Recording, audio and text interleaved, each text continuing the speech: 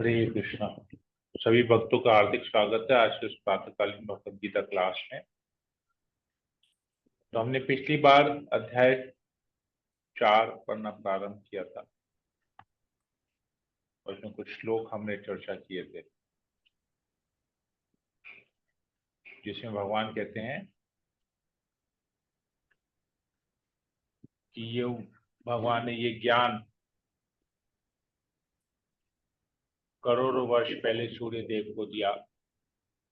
उन्होंने अपने पुत्र, और इसी प्रकार ये दिव्य ज्ञान परंपरा द्वारा बताया जा रहा था, परंतु काल के प्रभाव से ये परंपरा नष्ट हो गई थी, ज्ञान चले गया था, लुप्त हो गया था। तो भगवान दोबारा से इस ज्ञान को दे रहे हैं अर्जुन को, और अर्जुन को इसलिए दे रहे हैं क्योंकि अर्जुन उनका मित्र है और भक्त है, तभी वो इस ज्ञान को समझ पाएगा।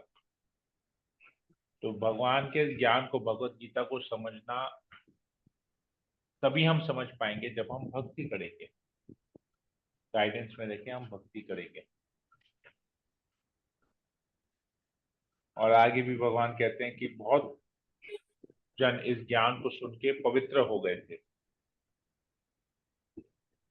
तो जो इस ज्ञान को श्रद्धा पूर्वक सुनता है, भगवान उसे पवित्र कर देते हैं। जो भक्ति करता है, भगवान उसको पवित्र करते हैं। हरे और जो कृष्ण। ज्ञान को नकारता है, भगवान उसको उस हिसाब से वैसा देते हैं। भगवान कहते हैं जो जिस हिसाब से शरणागत होता है मेरे, मैं उसी प्रकार से उसे रेसिप्रोकेट करता हूँ, उस हिसाब से उनको देता हूँ, वरदान देता हूँ। तो जो गीता का ज्ञान सुनना चाहता है, समझना चाहता है, भक्ति करना चाहता है, भगवान उससे वैसे फल देते हैं, ऐसी कृपा देते हैं। और जो केवल भगवत गीता का ज्ञान अपने धन कमाने के लिए, भले अप्लाई नहीं करे लेकिन धन कमाने के लिए करता है, तो भगवान उसको भी फेमस कर देते हैं। और जो भगवत गीता के ज्ञान को नकार देता है, उसे नहीं चाहिए, भौतिक ज्ञान में उस डूबा रहता है, भगवान उसे भी उस प्रकार की कृपा प्रदान करते हैं। यहाँ तक हमने पढ़ा था। तो आज हम लोग और आगे पढ़ेंगे। ओम ज्ञानतिमिरान्धस्य ज्ञानाञ्जनशलाकया चक्षुरुन्मीलितं येन तस्मै श्रीगुरुवे नमः। नमो विष्णुपादाय कृष्णप्रेष्ठाय भूतले श्रीमते भक्तिवेदांत स्वामिनिति नामिने। नमस्ते सरस्वती देवे गौरवाणी प्रचार्य निर्विशेष शून्यदिभाषातदेशतारिणे। हे कृष्ण करुणा सिंधु दीन बंधु जगतपते गोपेश गोपिकांत राधा कांत नमोस्तुते। तप्त कांचन गौरांगी राधे वृंदावनेश्वरी कृष्णानुसुते देवी परमां वंशाकल्पतरुभ्यश्च कृपा सिन्धुभ्यैव च पतितानां पावनेभ्यो वैष्णवेभ्यो नमो नमः। जय श्री कृष्ण चैतन्य प्रभु नित्यानंद श्री अद्वैत गदाधर श्रीवत्सदि गौर भक्तवृंद। हरे कृष्णा कृष्णा कृष्णा हरे हरे, हरे राम राम। मंगलाचरण की जय। ओम नमो भगवते वासुदेवाय। ओम नमो भगवते वासुदेवाय। ओम नमो भगवते वासुदेवाय।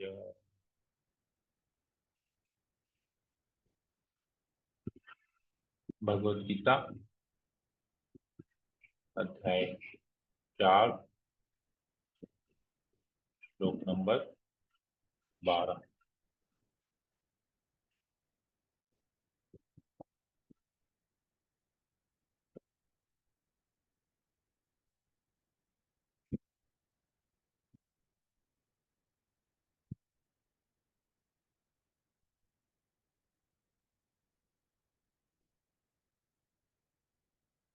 भगवान कहते हैं इस संसार में मनुष्य सकाम कर्मों में सिद्धि चाहते हैं, फलस्वरूप वे देवताओं की पूजा करते हैं। निस्संदेह इस संसार में मनुष्य को सकाम कर्म का फल शीघ्र प्राप्त होता है। तो हम लोग बार बार सब जगह देखते हैं, लोग देवताओं की पूजा करते हैं, देवी देवताओं की पूजा करते हैं। क्यों करते हैं? तो भगवान बता रहे हैं यहाँ पर। ये हम और आप इसके बारे में क्या तर्क करेंगे? भगवान स्वयं बता रहे हैं कि लोग देवी देवताओं की पूजा क्यों करते हैं। क्यों करते हैं? उनको सकाम कर्मों में सिद्धि चाहते हैं, मतलब भौतिक लाभ उनको चाहिए, तो देवताओं की पूजा करते हैं। तो देवता की पूजा करने से उनको बहुत जल्दी ये लाभ भी मिल जाता है। तो भौतिक लाभ, सिद्धि का मतलब है भौतिक लाभ, शरीर, आध्यात्मिक लाभ। तात्पर्य में प्रभुपाद जी लिखते हैं, इस जगत के देवताओं के विषय में भ्रांत धारणा है और विद्वता का दंभ करने वाले अल्पज्ञ मनुष्य इन देवताओं को परमेश्वर के विभिन्न रूप मान बैठते हैं। वस्तुतः ये देवता ईश्वर के विभिन्न रूप नहीं होते, किंतु वे ईश्वर के विभिन्न अंश होते हैं। ईश्वर तो एक है किंतु अंश अनेक है। वेदों का कथन है, नित्यो नित्यानाम। ईश्वर एक है, ईश्वर परम कृष्ण, कृष्ण ही एकमात्र परमेश्वर है और सभी देवताओं को इस भौतिक जगत का प्रबंध करने के लिए शक्तियां प्राप्त हैं। यह देवता जीवात्माएं हैं, नित्यानाम, जिन्हें विभिन्न मात्रा में भौतिक शक्ति प्राप्त है। वे कभी परमेश्वर, नारायण, विष्णु या कृष्ण के तुल्य नहीं हो सकते। जो व्यक्ति ईश्वर तथा देवताओं को एक स्तर पर सोचता है वह नास्तिक या पाषंडी कहलाता है। यहाँ तक कि ब्रह्मा तथा शिव जैसे बड़े बड़े देवता परमेश्वर की समता नहीं कर सकते। वास्तव में ब्रह्मा तथा शिव जैसे देवताओं द्वारा भगवान की पूजा की जाती है। तो लोग समझते हैं कि ये भी भगवान के तो रूप ही हैं, तो इनकी भी पूजा करनी चाहिए। भगवान के रूप नहीं है, भगवान के अंश हैं। तो इनको उसी हिसाब से रिस्पेक्ट देना चाहिए, जो भगवान के अंश हैं। उनको विशेष शक्ति दी गई है,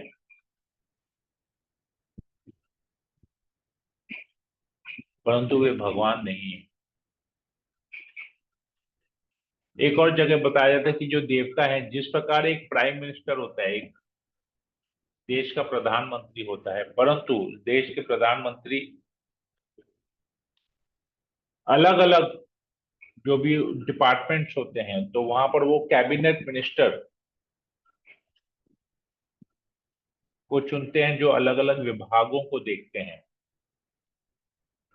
तो वो प्राइम मिनिस्टर का प्रतिनिधि कर रहे हैं, प्रतिनिधित्व कर रहे हैं, परंतु वो प्राइम मिनिस्टर नहीं है,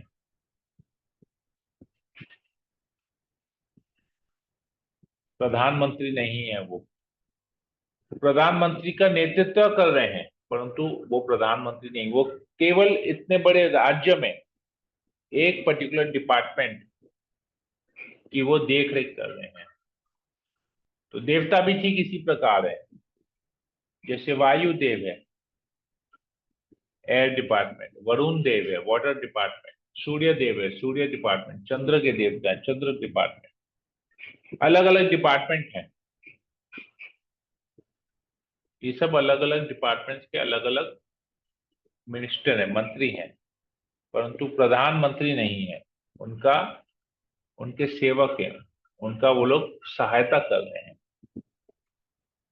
इसी प्रकार जितने भी देवता हैं भगवान के अंश हैं, भगवान के रूप नहीं है। तो ये समझना पड़ेगा। प्रतिनिधित्व कर रहे हैं, रिप्रेजेंट कर रहे हैं, और उनके गाइडेंस में रह के कुछ सेवा कर रहे हैं, पर्टिकुलर डिपार्टमेंट की सेवा कर रहे हैं। तो फर्क है उनमें।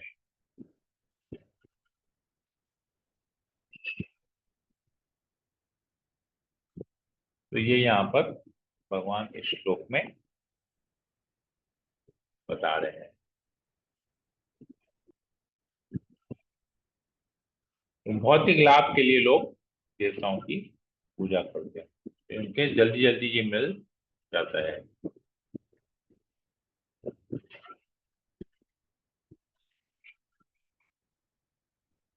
अगला श्लोक भगवान कहते हैं, चातुर्वर्ण्यम मया सृष्टम गुणकर्म विभागस्य तस्य कर्तारम अपि माम विद्यता कर्तारम अव्ययम।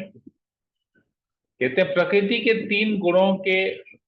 तीन गुणों और उससे संबंध कर्म के अनुसार मेरे द्वारा मानव समाज के चार विभाग रचे गए हैं। 5 सोशल ऑर्डर्स और 5 फोर सोशल ऑर्डर्स और फोर स्पिरिचुअल ऑर्डर्स, चार चतुर्वर्ण्यम मया शिष्टम। यद्यपि मैं इस व्यवस्था का शिष्टा हूं, किंतु तुम यह जान लो कि मैं इतने पर भी अव्यय अकर्ता हूं। हालांकि भगवान ने गुण और कर्म के अनुसार ये विभाजन किया है, परंतु भगवान अकर्ता है। भगवान इसमें से किसी में नहीं बिलोंग करते।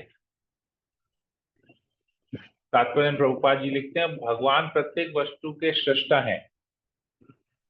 प्रत्येक वस्तु उनसे उत्पन्न है, उनके ही द्वारा पालित है और प्रलय के बाद वस्तु उन्हीं में समा जाती है। अतः वे ही वर्णाश्रम व्यवस्था के सृष्टा हैं, जिसमें सर्वप्रथम बुद्धिमान मनुष्यों का वर्ग आता है, जो सतोगुणी होने के कारण ब्राह्मण कहलाते हैं। द्वितीय वर्ग प्रशासक वर्ग का है, जिन्हें रजोगुणी होने के कारण क्षत्रिय कहा जाता है। वणिक वर्ग या वैश्य कहलाने वाले लोग रजो तथा तमोगुण के मिश्रण से युक्त होते हैं, और शूद्र या श्रम्य वर्ग के लाभ तमोगुणी होते हैं। ये लोग तमोगुणी होते हैं।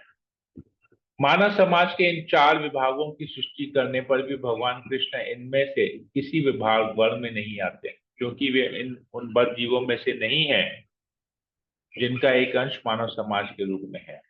मानव समाज भी किसी अन्य पशु समाज के तुल्य है, किंतु मनुष्यों को पशु स्तर से ऊपर उठाने के लिए ही उपयुक्त वर्णाश्रम की रचना की गई, जिससे क्रमिक रूप से कृष्ण भावनामृत विकसित हो सके। किसी विशेष व्यक्ति की किसी कार्य के प्रति प्रवृत्ति का निर्धारण उसके द्वारा अर्जित प्रकृति के गुणों द्वारा किया जाता है। गुणों के अनुसार जीवन के लक्षणों का वर्णन इस ग्रंथ के 18वें अध्याय के में हुआ है, किंतु कृष्ण भावना भावित व्यक्ति ब्राह्मण से भी बढ़कर है। यद्यपि गुण के अनुसार ब्राह्मण को ब्रह्म या परम सत्य के विषय में ज्ञान होना चाहिए, किंतु उनमें से अधिकांश भगवान कृष्ण के निर्विशेष ब्रह्म स्वरूप के ही प्राप्त कर पाते हैं। किंतु जो मनुष्य ब्राह्मण की सीमित ज्ञान को लांघ कर भगवान श्री कृष्ण के ज्ञान तक पहुंच जाता है, और कृष्ण भावना भावित होता है, अर्थात वैष्णव होता है। कृष्ण भावनामृत में कृष्ण के विभिन्न अंशों यथा राम, नरसिंह, वरा आदि का ज्ञान सम्मिलित रहता है, और जिस तरह कृष्ण मानव समाज की इस चातुर्वर्ण्य प्रणाली से परे हैं, उसी तरह कृष्ण भावना भावित व्यक्ति भी इस चातुर्वर्ण्य प्रणाली से परे होते हैं, चाहे हम इसे जाति का विभाग कहें, चाहे राष्ट्र अथवा संप्रदाय का। तो भगवान कहते हैं कि ये चार मन भगवान ने बनाया ताकि लोग इसमें आध्यात्मिक प्रगति कर सके, गुणों के हिसाब से, कर्मों के हिसाब से। तो ब्राह्मण सतोगुणी होता है, इसलिए वो ब्राह्मण कहलाता है। सतोगुणी का लक्षण है ज्ञान की प्राप्ति। तो कर्म क्या है ब्राह्मण का? अभी तक जन्म नहीं बात हो रही, भगवान कह रहे हैं गुण और कर्म। तो जो प्रकृति के गुण है और जो उसके कर्म है, प्रकृति के गुणों के अनुसार जो वो कर्म कर रहा है, उसके ऊपर वो ब्राह्मण, क्षत्रिय, वैश्य, शूद्र कहलाता है। तो सतोगुणी व्यक्ति जो ज्ञान लेता है, कौन सा ज्ञान? ब्रह्म ज्ञान, शास्त्रों का ज्ञान, भगवान का ज्ञान लेता है, तभी वो ब्राह्मण कहलाता है। केवल ब्राह्मण के कुल में जन्म होने से वो ब्राह्मण नहीं कहलाता है, उसे वैसे ब्राह्मणों के जैसे गुण होने चाहिए। अगर वो ब्राह्मण के कुल में जन्म हुआ लेकिन वो मदिरा पान करता है, मांसाहार करता है, अवैध संग करता है, तो वो ब्राह्मण नहीं है, वो शूद्र है, क्योंकि उसके कर्म शूद्र जैसे, उसके तमोगुण में है वो। तो ये एक छोटा सा एग्जाम्पल है कि ब्राह्मण किसी कुल में जन्म होने से उसका वर्ण नहीं पता चलता, उस वर्ण के क्या गुण है उसमें, उससे वो पता माना जाता है। उसी प्रकार क्षत्रिय, क्षत्रिय रजोगुणी होता है, वैश्य रजो और तमो का मिश्रण होता है, और शूद्र तमोगुण में रहता है। तो जो व्यक्ति इन गुणों से ऊपर उठता है, जो कृष्ण की भक्ति करता है, वो इन चारों से ऊपर है, वो वैष्णव है। वो फिर इस भौतिक जगत के में नहीं पड़ता है, ये जो गुण और कर्म है इसमें नहीं है, वो इनसे ऊपर हो गया।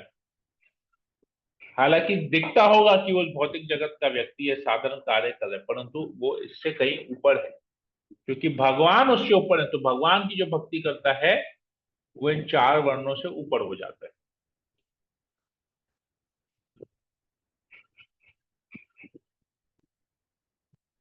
भगवान आगे कहते हैं, न माम कर्माणि लिम्पन्ति न मे कर्म फले स्पृहा इति माम यो विजानाति कर्मभिर्न स बध्यते। तो भगवान कहते हैं मैं नहीं करता ये सब, मुझ पर किसी कर्म का प्रभाव नहीं पड़ता, न ही मैं कर्म फल की कामना करता हूँ। जो मेरे संबंध में सत्य को जानता है वह कभी भी कर्मों के पास में नहीं बनता। तो भगवान का जन्म, अगर हम लोग साधारण दृष्टि से देखते हैं, तो भगवान का जन्म ग्वालों के परिवार में होता है। नंद महाराज और यशोदा माई, ये लोग वैश्य कैटेगरी के हैं। साधारण दृष्टि से हम देखें तो रजोगुण और तमोगुण का मिश्रण, वैश्य कैटेगरी। लेकिन भगवान जब बड़े होते हैं, साधारण दृष्टि से जब हम देखते, जब वो बड़े होते हैं तो वो द्वारका के राजा बनते हैं, मतलब क्षत्रिय की कैटेगरी में आ गए। तो भगवान स्वयं अपने उदाहरण से दिखा रहे हैं कि वो जन्म से नहीं होता है, कर्म से होता है। तो हम अपना वर्ण हमारे कर्मों के हिसाब से डिसाइड होता है, जन्म के हिसाब से डिसाइड नहीं होता है। हालांकि भगवान से ऊपर है, भगवान भौतिक शरीर लेके नहीं आते, भगवान इससे ऊपर है। फिर भी भगवान उदाहरण से दिखाते हैं, तो भगवान कर्म बंधन में नहीं फंसते, भगवान कर्म फल की कामना नहीं करते। तो ये जो जानता है, मतलब भगवान के इन दिव्य लीलाओं को जो जानता है, जो समझता है कि किस प्रकार भगवान आते हैं, भगवान प्रकट होते हैं, क्या लीलाएं करते हैं, क्यों उन लीलाओं को करते हैं, और कैसे भगवान फिर अप्रकट हो जाते हैं, इन सब बातों को जो समझता है, भगवान कहते हैं कि वो कभी भी कर्म के पाश में नहीं बंधता। उसे प्रकृति के तीन गुण, जो रिएक्शंस है, एक्शंस एंड रिएक्शंस में नहीं फंसता वो मुक्त अवस्था में, हालांकि इस भौतिक जगत में, परंतु वो मुक्त अवस्था में रहता है, वो बद अवस्था में नहीं रहता है।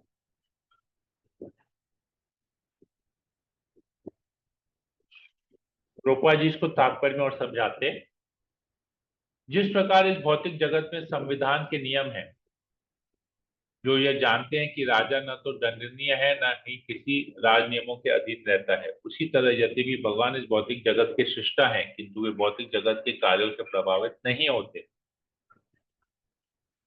सृष्टि करने पर भी वे इससे पृथक रहते हैं, जबकि जीवात्माएं भौतिक कार्यकलापों के सकाम कर्म फलों में बंधी रहती है, क्योंकि उनमें प्राकृतिक साधनों पर प्रभुत्व दिखाने की प्रवृत्ति है। किसी संस्थान का स्वामी कर्मचारियों के अच्छे बुरे कार्यों के लिए उत्तरदायी नहीं, कर्मचारी इसके लिए स्वयं उत्तरदायी होते हैं। जीवात्माएं अपने अपने इंद्र तृप्ति कार्यों में लगी रहती हैं, किंतु ये कार्य भगवान द्वारा निर्दिष्ट नहीं होते। इंद्र तृप्ति की उत्तरोत्तर उन्नति के लिए जीवात्माएं इस संसार के कर्म में प्रवृत्त हैं और मृत्यु के बाद स्वर्ग सुख की कामना करती रहती हैं। स्वयं में पूर्ण होने के कारण भगवान को तथाकथित स्वर्ग सुख का कोई आकर्षण नहीं रहता। स्वर्ग के देवता उनके द्वारा नियुक्त सेवक हैं। स्वामी कभी भी कर्मचारियों का यह निम्न स्तरीय सुख नहीं चाहता, वो भौतिक क्रिया प्रतिक्रिया के पृथक रहता है। उदाहरणार्थ, पृथ्वी पर उगने वाली विभिन्न वनस्पतियों के उगने के लिए वर्षा उत्तरदायी नहीं है, यद्यपि वर्षा के बिना वनस्पति नहीं उग सकती। वैदिक स्मृति से इस तथ्य की पुष्टि इस प्रकार होती है।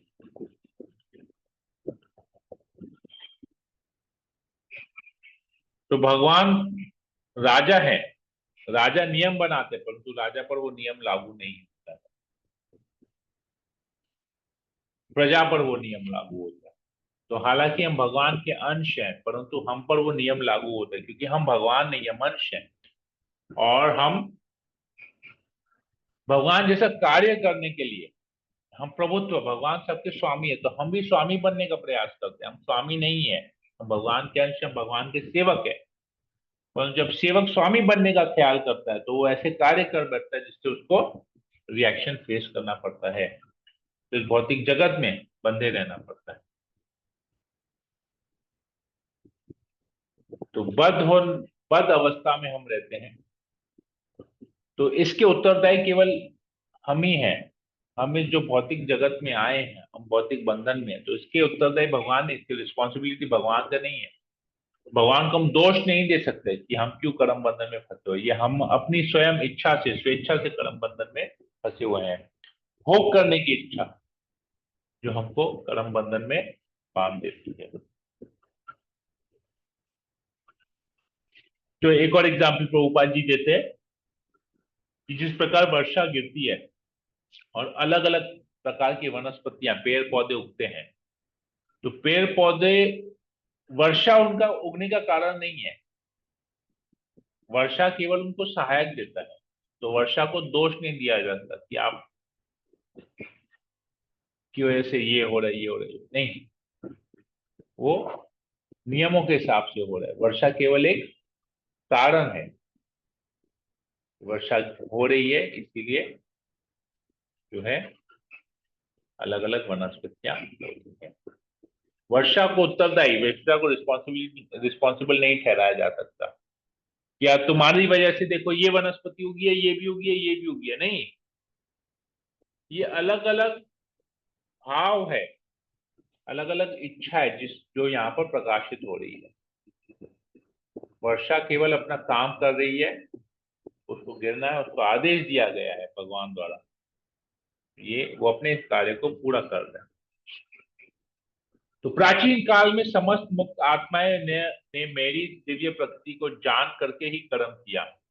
अतः तुम्हें चाहिए कि उन पद चिन्हों का अनुसरण करते हुए अपने कर्तव्य का पालन करो। तो बहुत सारे लोग, भगवान कहते हैं बहुत सारे लोगों ने मेरे इस ज्ञान को लेकर, मेरी दिव्य प्रकृति को जानने के बाद उसी मार्ग पे वो लोग चले हैं, उन्हीं पद चिन्हों का अनुसरण किया है। तो तुम्हारा भी फर्ज है कि तुम उसी पद चिन्हों का अनुसरण करो, कर्म करो, क्योंकि कर्म के अनुसार ही तुम आगे बढ़ सकोगे। ये कर्म ही तुम्हारी पहचान है। तो कृष्ण भावना भावित होके करो कर्म, यही तुम्हारी पहचान है। कृष्ण भावना भावित होके नहीं करोगे तो समय के अनुसार तुम भी छोड़ के चले जाओगे, तुम्हारे कर्म भी लोग भूल जाएंगे। लेकिन अगर कृष्ण भावना भावित होके रहोगे, वैसे कर्म करोगे, तो उदाहरण सेट करोगे लोगों के लिए। जैसे लोगों ने पहले उदाहरण सेट किया, लोग उनके पद चिन्हों पर चल रहे हैं। प्रहलाद महाराज आज भी फेमस है, अर्जुन आज भी फेमस है, भीष्म देव आज भी फेमस है, बलि महाराज आज भी फेमस है, महाराज परीक्षित आज भी फेमस है। ये सब भक्ति के महाजन हैं, तो उन्होंने, उनके पद चिन्हों का हमको अनुसरण करना चाहिए और उनके पद चिन्हों का अनुसरण करते करते अपने कर्तव्य को पालन करना चाहिए, उनसे शिक्षा लेनी चाहिए कैसे उन लोगों ने किया, तो हमको भी उसी प्रकार करना चाहिए। हरे कृष्णा। यहीं तक ही रखते हैं। किसी को भक्त को कोई प्रश्न हो तो यहाँ पर पूछ सकते हैं। थैंक यू प्रभु। नो प्रभु। हरे कृष्णा। थैंक यू अशोक प्रभु। और किसी को कुछ पूछना है? हरे कृष्णा प्रभु। हरे कृष्णा। हरे कृष्णा। हरे कृष्णा प्रभु जी, क्लियर है प्रभु जी। ओके,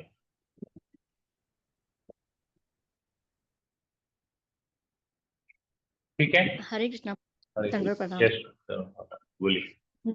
प्रभु जी, जैसे आपने अभी पहले वाले श्लोक में बताया था कि लोग देवताओं की पूजा करते हैं, मतलब कि वो सोचते हैं कि भगवान का ही रूप है, अंश अंश नहीं है, क्योंकि भगवान का ही रूप समझते हैं।